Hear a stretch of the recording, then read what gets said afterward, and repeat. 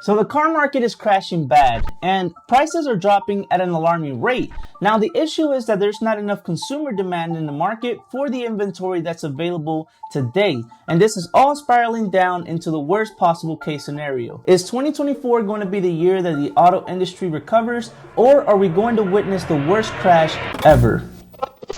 What's up guys, my name is Maury Diaz, and in the last 2 years I've sold nearly 400 cars at the Chevy dealership that I work at today. Now I share that with you so that you know that I have first-hand experience on the effects that the current market conditions have had on us, and I feel like sharing my perspective with you. If you find this video helpful, please make sure to smack the like button and subscribe if you want further content related to business or entrepreneurship. Without further ado, let's get started. So to understand exactly how the market got into the mess that it's in today, we actually need to take a trip back to when COVID first began. And if you guys remember, COVID shut down a lot of factories, and then the shortages began. Not only was there a shortage of vehicles, but components like semiconductors needed to produce vehicles were either completely out or extremely low on supplies.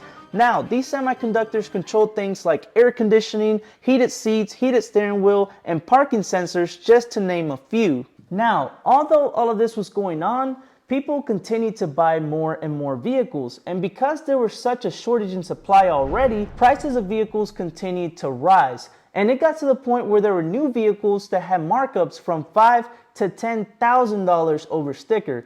Used vehicles also climbed in prices because due to the shortage in new vehicles, people began to buy all of the used inventory. But although all of this was going on, some customers did get to benefit from the current market conditions, because when they went in to trade in their vehicles, they were actually getting more than what their vehicle was worth because there was such a shortage in supply. So it actually was a win-win for the dealership and the customer at the same time. But little did we know that this would all end up being just one big trap. Inflation was on the rise, cooking up a perfect storm in the background. And meanwhile, the federal government even raised interest rates in the attempt to slow down the spending. But consumers, of course, continue to take out more and more loans, and cars were just flying off the shelf, and nothing was slowing it down.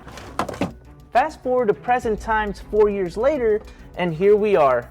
After looking through the Cox Automotive reports, the average interest rates currently sit around 8% for vehicle loans. Now, we also noticed that new and used car sales dropped drastically, and because of this, some dealerships were forced to drop their prices in the attempt to attract more buyers. But because of this, some of those dealerships also had to go out of business because they just could not keep up. Dealerships like US Auto Sales that had over a dozen locations throughout the Southeast were forced to go bankrupt. So along with all of this, the UAW decided to go on strike, and a lot of factories were forced to shut down production lines because a lot of the employees were not showing up for their shifts. And if you guys don't know, the UAW is the largest workers union in the United States, and they currently operate in 3 of the largest manufacturers in the automotive industry. Oh, and remember those people that paid those big markups throughout the last few years? Well, they're kind of stuck because when they go to trade out of that vehicle, they actually have so much negative equity that the banks are not giving them the loans.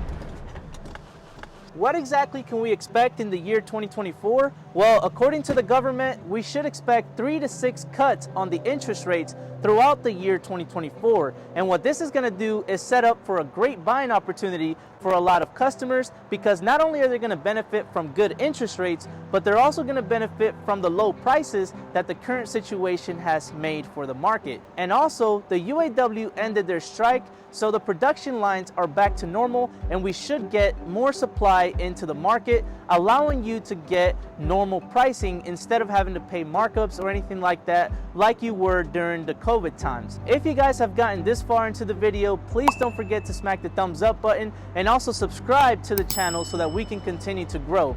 Without further ado, I appreciate you watching, and I'll see you on the next video.